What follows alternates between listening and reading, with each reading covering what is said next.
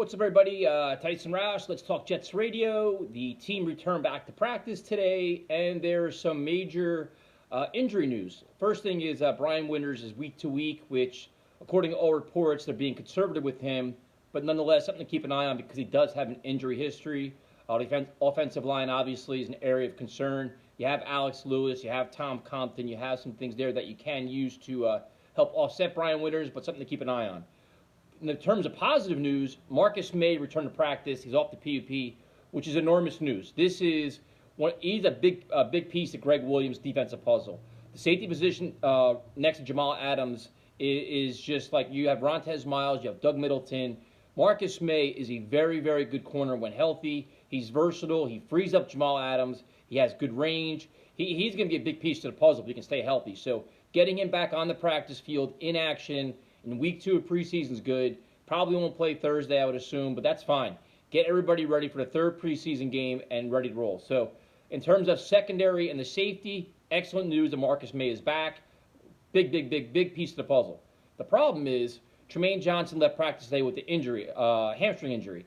This is brutal, man, because your Jet secondary, your corners were light to begin with. They cut Derek Jones yesterday, which kind of surprised me. You have Darryl Roberts, completely unproven. Brian Poole at the nickel. After them, it's Parry Nickerson, who struggled, and Trumaine Johnson, who wasn't very good last year.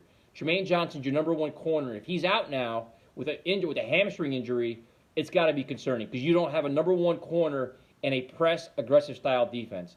The Jets secondary, the corners, the depth is very light. It's all unproven guys. Like you have Kyron Brown and Arthur Millette and all these other guys. You know, it's beyond concerning. So does Joe Douglas make a trade? You know, Greg Williams can do so many things in terms of blitz packages and stuff like this. But the way to attack the Jets defense is spread them out. Spread them out, put all your corners on an island, and attack them. And these corners are, they're just questionable. Like, I like Brian Poole. He's very aggressive.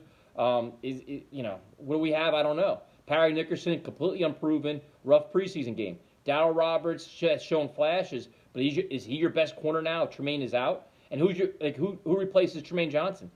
So, in terms of that, man, this Jets secondary is a mess. You got to figure out what we're going to do here. Do you make a trade? Do you explore the free agent market? I have no idea. Leonard Williams is still out.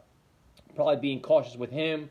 Like I said, the goal is to get these guys on the field by the third preseason game if possible. If not, be conservative and then get them live in week 1 of the regular season against the Bills. So the news of the day, obviously, is Marcus Maye is back, which is great news. Don't rush him back. Just get him active in his defense. Learn the defense. Get the chemistry with Jamal Adams and the rest of his teammates. And then Trumaine being out is just it's friggin' ridiculous because he's playing very well. He's got a lot to prove. He's got a big contract and he's got big expectations as the number one corner. So keep your eyes out, Jet fans. This is something to watch as we go forward. Not complete panic mode, but the depth is a concern and must be addressed. Chandler Catanzaro obviously retired, thank God, because he was horrendous. They brought in Taylor Bertolet. If I said his name right, I wouldn't be surprised they bring in more competition. If I was them, I'd bring in competition every friggin' day until a guy blows your socks off. Ross Martin, whoever it is. I don't care who it is. Competition every day until you find your guy.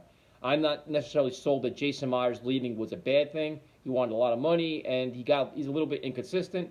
But, we'll see what happens. So never a dull moment. Like I said, we're live Tuesday night at 8 o'clock. We'll talk about all this and more. We'll preview the preseason game and everything else. So thanks for watching. Thanks for all the feedback. The running back feedback was great.